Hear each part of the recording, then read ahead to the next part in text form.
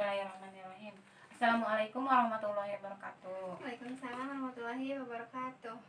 Jadi di sini aku mau ngejelasin sedikit hadis tentang Allah tidak menurunkan penyakit kecuali menurunkan juga obatnya. Bunyi hadisnya yaitu Hadasana Muhammad bin Musanna, hadasana Abu Ahmad Jubair, hadasana Umar bin Sa'id bin Abi Husain qala hadasani Atha bin Abi Robah an Abi Hurairah radhiyallahu anhu an Nabi sallallahu alaihi wasallam qala ma anzalallahu da'an illa anzalalahu sifaan. Rahul Bukhari.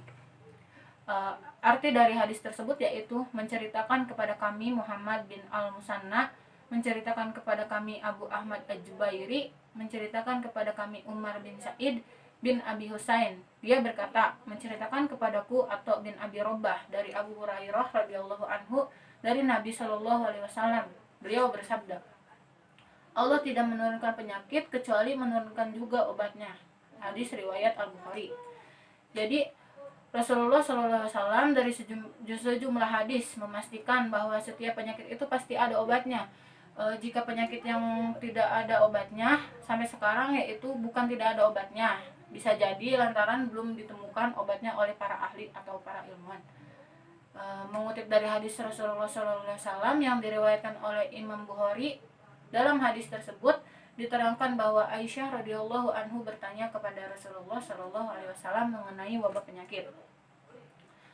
Rasulullah menjelaskan bahwa wabah penyakit itu merupakan azab yang dikirimkan Allah kepada orang-orang yang dikehendaki. Dan wabah penyakit itu merupakan rahmat bagi orang-orang yang beriman. Kita sebagai orang-orang yang beriman itu mestinya selalu bersikap positif atas ujian yang diberikan oleh Allah. Orang yang beriman itu harus menyikapi wabah penyakit itu, kita harus tetap ikhtiar, mencari obat, bersabar dan mengharap selalu balasan dari Allah, dan yakin bahwa segala sesuatu itu tidak akan terjadi jika tidak dikehendaki oleh Allah.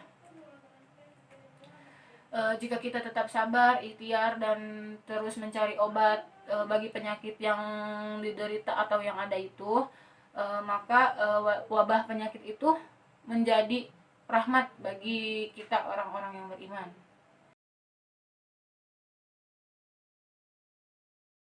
Selanjutnya aku mau ngejelasin sedikit hadis tentang lockdown wilayah saat terjadinya wabah. Hadisnya yaitu hadasana Hafsah bin Umar, hadasana Syu'bah qala abarni Habib bin Abi Sabit qala sami'tu Ibrahim bin Sa'ad qala sami'tu Asamah bin Zaid yuhaddisu Sa'dan anin Nabi sallallahu alaihi wasallam qala idza sami'tum bit-ta'uni bi ardi fala tadkhuluha wa idza waqa'a bil ardi wa antum biha fala tahruju minha. Rawahul Bukhari.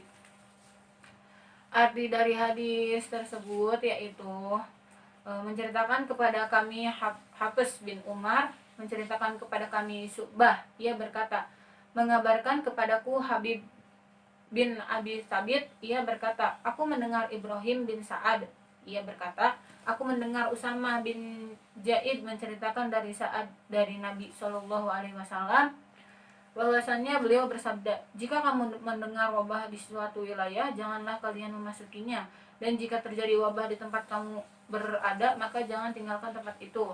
Hadis riwayat Bukhari. Jadi hadis ini itu cerita sedikit pada situasi wabah pada zaman Nabi, yaitu situasi lockdown pada zaman Nabi itu juga diterapkan oleh Umar bin Khattab ketika mengunjungi Syam. Jadi cerita ini itu dikisahkan di buku biografi Umar bin Khattab karya Profesor Dr. Ali Muhammad As-Salabi pada tahun 18 Hijriah. Suatu hari Umar bin Khattab bersama sahabat-sahabatnya melakukan perjalanan menuju Syam. Nah, sebelum memasuki Syam, di perbatasan mereka mendengar sebuah kabar tentang wabah penyakit kulit yang terjangkit di wilayah tersebut, di wilayah Syam tersebut. Nah, wabah penyakit di wilayah Syam tersebut itu dinamai wabah Ta'un Amwas. Nah, taun amwas itu merupakan penyakit menular yang menyebabkan benjolan di seluruh tubuh. Benjolan yang terus tumbuh hingga pecah membuat penderita mengalami pendarahan hingga dapat menyebabkan kematian. Nah, beberapa waktu kemudian Gubernur Syam yaitu Abu Ubaidah bin Al-Jarrah datang menemui rombongan Umar di perbatasan. Terjadilah percakapan antara para sahabat dengan Umar.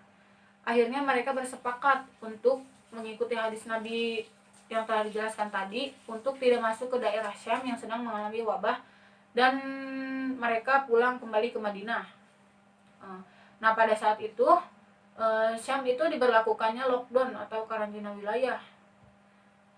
Nah, Abu Ubaidah mengabarkan situasi kondisi yang terjadi di Syam kepada Umar bin Khattab. Nah, pada saat itu tuh satu persatu sahabat Umar itu meninggal pada saat wabah taun tersebut. Nah, mencapai hingga 20.000 orang yang wafat saat wabah tersebut terjadi. Jumlahnya itu hampir dari setengah dari seluruh penduduk Syam. Itu kata Abu Ubaidah. Nah, posisi gubernur kemudian digantikan oleh Amr bin As, sahabat Umar. Nah, Amr bin As memerintahkan kepada penduduk Syam untuk saling berjaga jarak. Nah, pada saat terjadinya wabah tersebut itu gubernur Syam itu Amr bin As itu memerintahkan kepada penduduk Syam itu untuk berjaga jarak, tidak saling, agar tidak tertularnya wabah penyakit tersebut itu. Dan pada saat itu tuh para penduduk Syam itu berpencar ke gunung-gunung yang ada di Syam itu. Dan pada saat itu dengan diberlakukannya jaga jarak atau lockdown di negeri Syam itu, penularan wabah itu dapat reda karena diberlakukannya lockdown di negeri Syam itu, dan pada saat itu Syam itu kembali normal.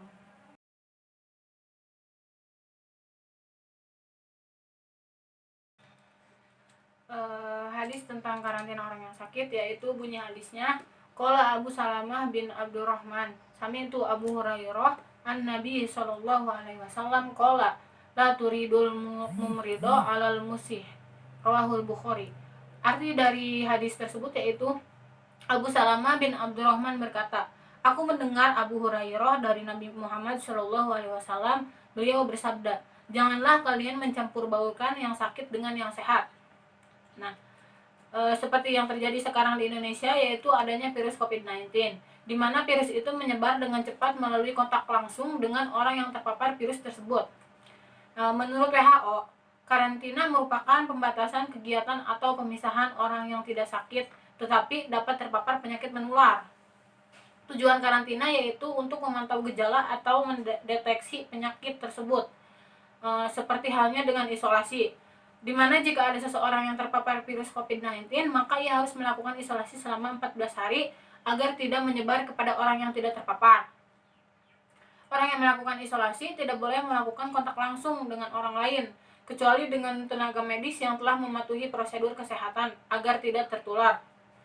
Nah, ada 10 hal yang dilakukan ketika isolasi diri, yaitu tinggal di rumah dan tidak boleh berinteraksi dengan masyarakat, menggunakan kamar terpisah dengan keluarga lain, jaga jarak dengan anggota keluarga minimal 1 meter, dianjurkan penggunaan masker selama isolasi diri, hindari pemakaian bersama peralatan makan, peralatan mandi, dan spray.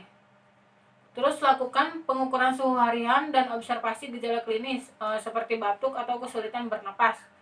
Terapkan perilaku hidup bersih dan sehat atau PHBS dengan mengonsumsi makanan bergizi, melakukan kebersihan tangan rutin seperti mencuci tangan dengan sabun dan air mengalir serta lalu dikeringkan.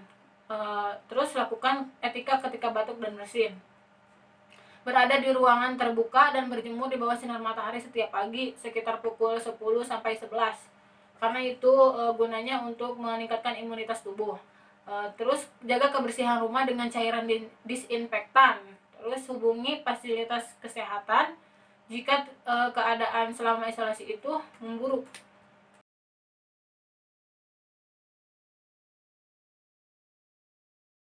Bunyi hadisnya yaitu hadasani Abdullah bin Muhammad hadasani Hisam bin Yusuf abarna Ma'mar an Jahari an Abi Salamah an Abi Hurairah radhiyallahu anhu qala Nabi sallallahu alaihi wasallam la adwa wala safara wala hama rawahul Bukhari. Arti dari hadis tersebut yaitu menceritakan kepadaku Abdullah bin Muhammad, menceritakan kepada kami Hisyam bin Yusuf, mengabarkan kepada kami Ma'mar dari Zuhri, dari Abu Salamah, dari Abu Hurairah radhiyallahu anhu, ia berkata, Rasulullah shallallahu alaihi wasallam bersabda, tidak ada adwa atau penyakit menular, dan tidak ada safar atau kesialan di bulan Safar, dan tidak ada juga hama atau burung hantu. Hadis riwayat Al-Bukhari. Jadi kita wajib meyakini bahwa tidak ada sesuatu yang terjadi di muka bumi ini kecuali dengan kehendak dan takdir Allah Subhanahu wa taala. Tidak ada sesuatu yang terjadi itu dengan sendirinya yang lepas dari ilmu Allah. Demikian pula dengan wabah yang terjadi pada saat ini, yaitu wabah virus corona itu tidak akan mewabah kecuali dikehendaki oleh Allah dan ditakdirkan olehnya. Diriwayatkan dari Abu Hurairah radhiyallahu anhu bahwa adwa adalah penjangkitan penyakit dan menular dengan sendirinya tanpa kehendak dan takdir Allah. Nah, maka Rasulullah SAW itu meniadakan keyakinan jahiliyah tersebut bahwa menularnya penyakit dari yang sakit kepada orang yang sehat itu atas kehendak Allah dan takdir Allah. Kemudian tiaroh adalah merasa bernasib sial atau meramal nasib buruk karena melihat terbangnya jenis burung tertentu atau binatang lainnya atau mendengar suara atau isyarat.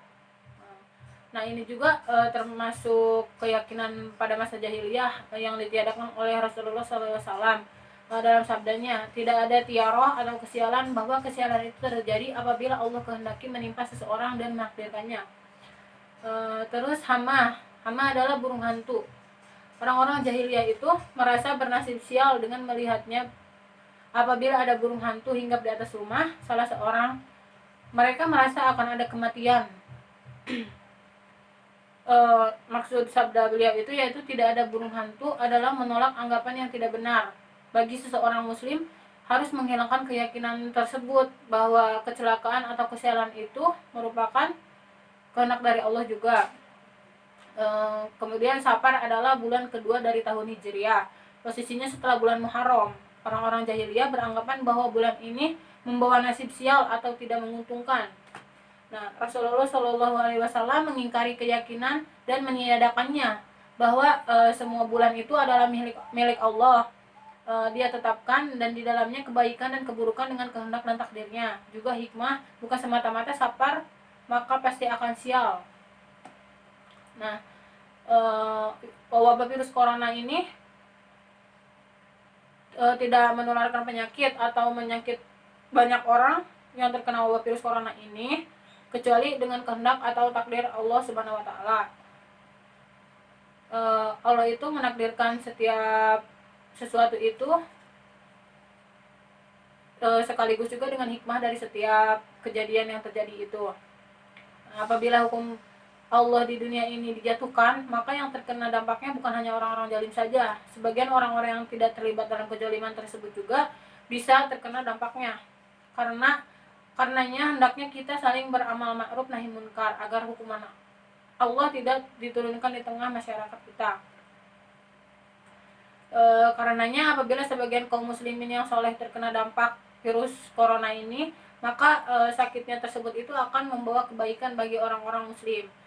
Nah, keistimewaan orang yang beriman itu seluruh urusannya itu selalu baik baginya, dan jika mendapat nikmat maka ia bersyukur, dan jika mendapat musibah maka ia akan bersabar, dan itu pun merupakan rahmat baginya. Wabah virus corona itu yang melanda kaum muslimin di Indonesia yang sekarang itu, kita itu harus tetap menjaga keteguhan iman dan keistiqomahan dalam ketaatan, kembali kepada Allah yang merupakan Zat yang Maha Kuasa, dan meyakini bahwa segala sesuatu itu tidak akan terjadi atas kehendak Allah, dan kita selalu berdoa dan tawakal.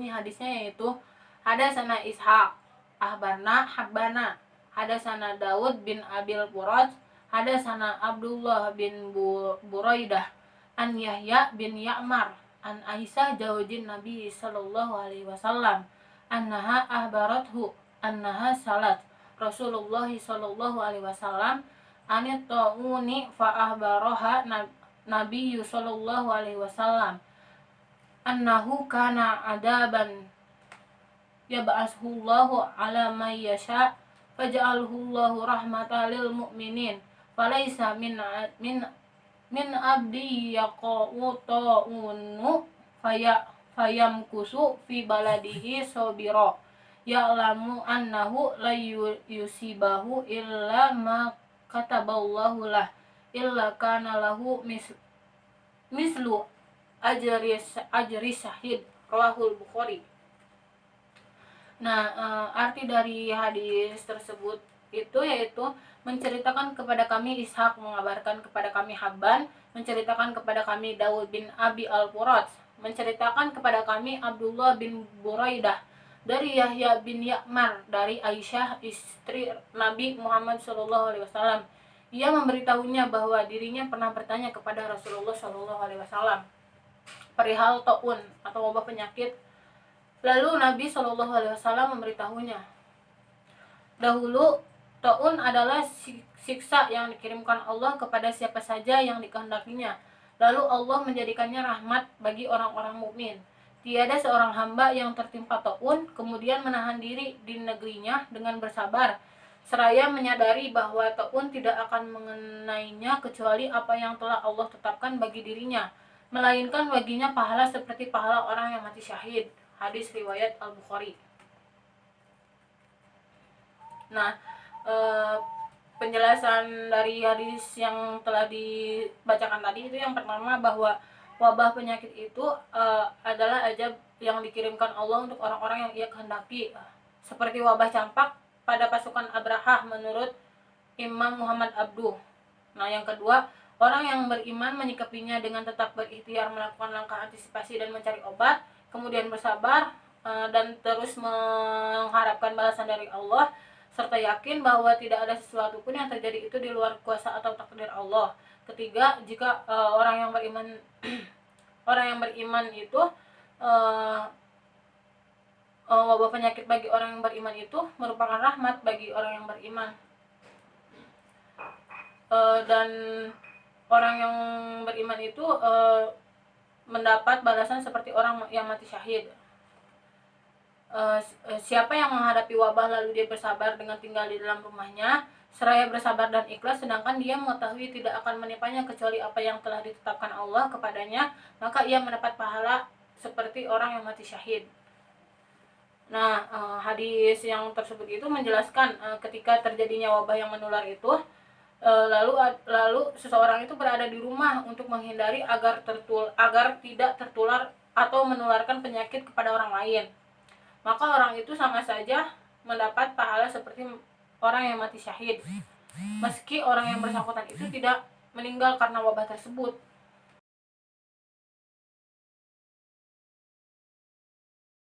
Hadatsani Juhair bin Harab, hadatsani Jajir an Sahil an Abi Hurairah qala Rasulullah sallallahu alaihi wasallam ma ta'uddana syahid fikum. Qalu ya Rasulullah man qutila fi sabilillahi fahuwa syahid. Qala inna syuhada'i ummati idal qalil. Qalu faman hum ya Rasulullah? Qala man qutila fi sabilillahi fahuwa syahid wa man mata fi sabilillahi fahuwa syahid wa man mata fi ta'uni fahuwa syahid wa man mata fil batoni fahuwa syahid wal goriku syahid, rawahul Muslim.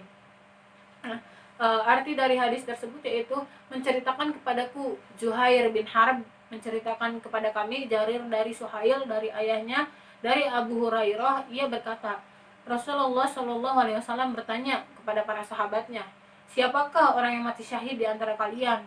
Mereka menjawab, orang yang gugur di medan perang itulah yang syahid, ya Rasulullah. Rasulullah SAW merespon, kalau begitu sedikit sekali umatku yang mati syahid.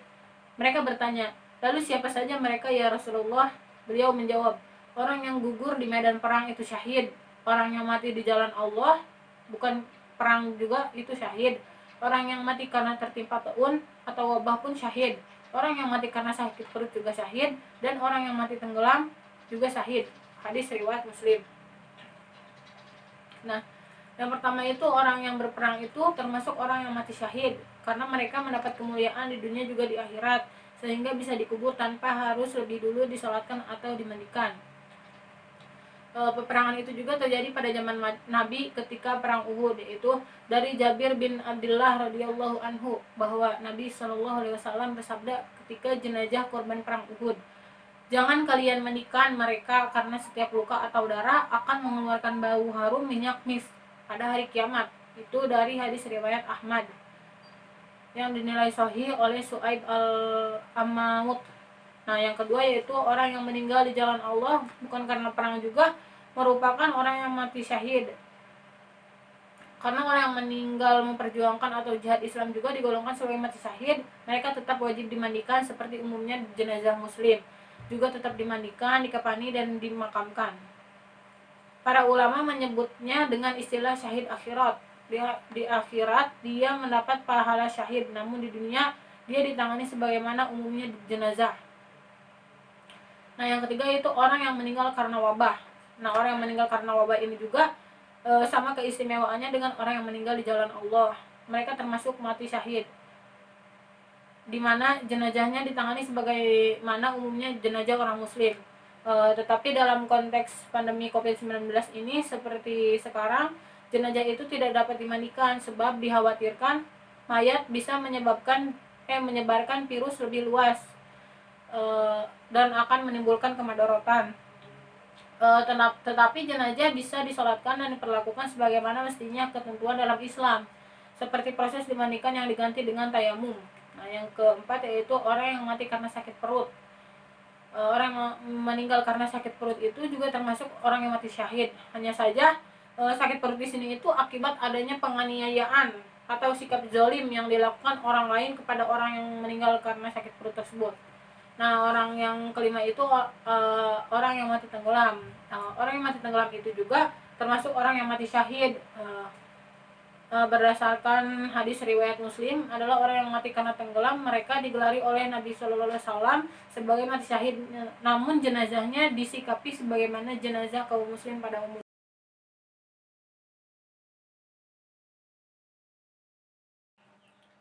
Yang terakhir yaitu hadis tentang taun atau wabah adalah kesyahidan. Bunyi hadisnya yaitu hadasana Hamid bin Umar al-Bakrawi, hadasana Abdul Wahid yakni bin Ziyad, hadasana Asim an Hafsah binti Sirin qalat qala li Anas bin Malik bima mata Yahya bin Abi Umar qalat qultu bitaun qalat faqala qala Rasulullah sallallahu alaihi wasallam at-ta'unu syahadatul likulli muslimin, rawahul Muslim. Arti dari hadis tersebut yaitu menceritakan kepada kami Hamid bin Umar al-Bakrawi, menceritakan kepada kami Abdul Wahid bin Ziyad, menceritakan kepada kami Asim dari Hafsah binti Sirin. Ia berkata, Anas bin Malik berkata kepadaku, Yahya bin Abi Amrah meninggal karena apa? Aku berkata, karena taun. Lalu Anas berkata, Rasulullah Shallallahu Alaihi Wasallam bersabda, taun adalah kesyahidan bagi setiap muslim. Hadis riwayat Muslim. Sebagaimana sabda Rasulullah, orang yang mati syahid itu ada 5, yaitu yang pertama orang yang mati karena wabah, yang kedua orang yang mati karena menderita sakit perut, yang ketiga orang yang mati tenggelam, yang keempat orang yang mati karena tertimpa reruntuhan, dan yang terakhir orang yang mati syahid di jalan Allah. Hadis riwayat Bukhari. Adapun cara perlakuan terhadap jenazah yaitu ulama membagi 2 jenis syahid ya. Yang pertama itu orang yang gugur di medan perang dan orang yang meninggal bukan di medan perang. Nah, orang yang gugur di medan perang adalah jenis syahid yang tidak dimandikan atau disolatkan sebagaimana sahabat yang gugur di zaman Rasulullah SAW. Sedangkan orang yang meninggal bukan di medan perang adalah jenis syahid yang tetap diperlakukan seperti jenazah pada umumnya, yaitu dimandikan, dikafankan, Dan untuk orang yang meninggal karena wabah itu diberlakukannya pemakaman itu sesuai dengan prosedur kesehatan untuk mencegah penularan. Tidak dimandikan, melainkan ditayamumkan, tetapi tetap disalatkan. Syekhul Islam Ibnu At-Taimiyah pernah ditanya, ada orang yang menaiki kapal dengan maksud pergi berdagang kemudian tenggelam, apakah ia bisa dikatakan mati syahid? Nah, Ibnu Taimiyah rahimahullah memberikan jawaban, ia termasuk mati syahid selama tidak bermaksiat ketika ia naik kapal tadi. Nah, jadi orang yang meninggal karena wabah itu termasuk orang yang meninggal mati syahid.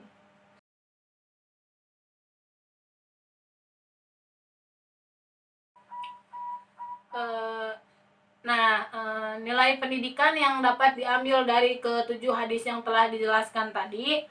Jadi selama masa pandemi COVID-19 ini sebaiknya kita tetap mematuhi anjuran pemerintah untuk tetap di rumah saja. Jika tidak ada kepentingan yang sangat mendesak, maka jangan keluar rumah.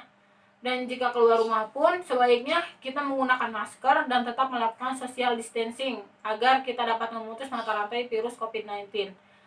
Percayalah bahwa setiap penyakit itu pasti ada obatnya dan tidak ada segala sesuatu yang terjadi itu melainkan itu atas kehendak Allah Subhanahu wa taala. Tetapi sebaiknya kita tetap menjaga kesehatan dan menghindari hal-hal yang mendatangkan mudarat bagi diri kita maupun orang lain. Karena mencegah itu lebih baik daripada mengobati. Kita sebagai umat Islam itu harus tetap berikhtiar dan tawakal serta lalu berdoa kepada Allah dan semoga pandemik ini segera berakhir dan kita semua bisa menjalankan aktivitas seperti biasanya. Dan kita tetap berdoa untuk orang yang telah wafat karena pandemi COVID-19 ini, semoga diterima iman Islamnya oleh Allah Subhanahu wa taala, karena orang yang meninggal karena wabah itu termasuk orang yang mati syahid. Mungkin sekian penjelasan hadis dari saya, kurang lebihnya saya mohon maaf. Ihdinas siratal mustaqim, wallahul muwaffiq ila aqwamit thoriq. Wassalamualaikum warahmatullahi wabarakatuh.